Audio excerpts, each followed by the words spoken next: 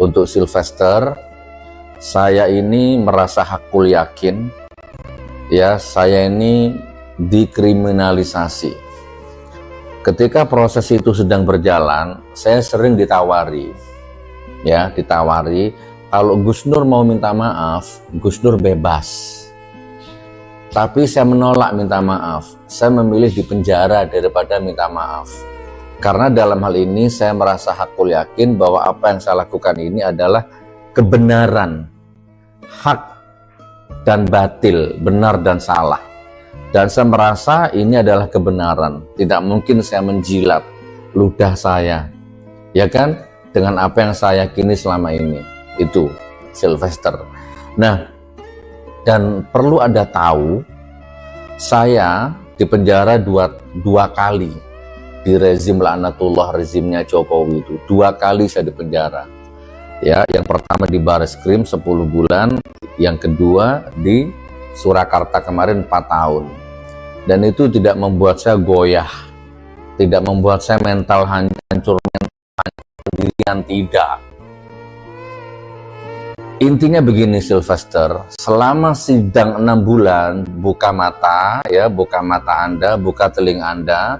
Selama sidang 6 bulan itu, ijazah aslinya tidak pernah muncul di pengadilan. Ini untuk pengacaranya sekaligus dan untuk termul-termul yang lain ini.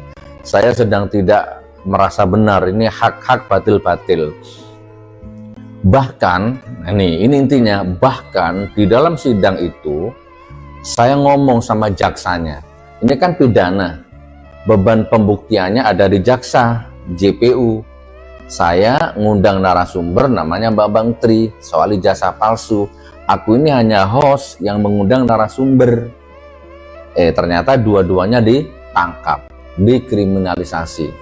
Yang hadir di pengadilan waktu itu adalah fotokopi itu yang beredar di medsos itu, ijazah fotokopi yang menurut Bambang Tri 1000% itu palsu.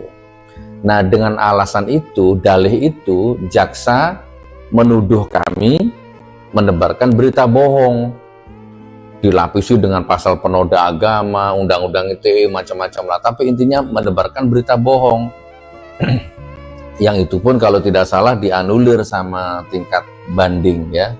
Oke, saya nggak mau bahas itu. Nah, ini intinya, di ruang sidang saya ngomong sama jaksanya, hei jaksa, ini videonya viral, cari di medsos banyak. Hei jaksa, kalau Anda bisa menghadirkan ijazah aslinya, kan Anda menuduh kami menebarkan berita bohong dengan ijazah fotokopi itu, maka sekarang tugas Anda, kalau Anda bisa menghadirkan ijazah aslinya di ruang sidang ini, di depan hakim, maka aku akan mencium kakimu. Hei jaksa, aku cium kakimu.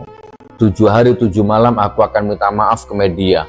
Bahkan aku akan minta maaf ke semua keluarga besarnya Jokowi. Jelas? Dan sampai sidang selesai, sampai diketok palu, wahai Sylvester dan semuanya, ijazah aslinya tidak pernah hadir di pengadilan. Sampai di penjara 4 tahun. Jadi sekarang sudah nggak usah ribut-ribut. Ini saya ngomong di pengadilan. Bukan seperti kalian yang debat di TV, di mana-mana itu kan tidak ada kekuatan hukumnya itu di TV itu, hanya dapat rating TV-nya saja naik.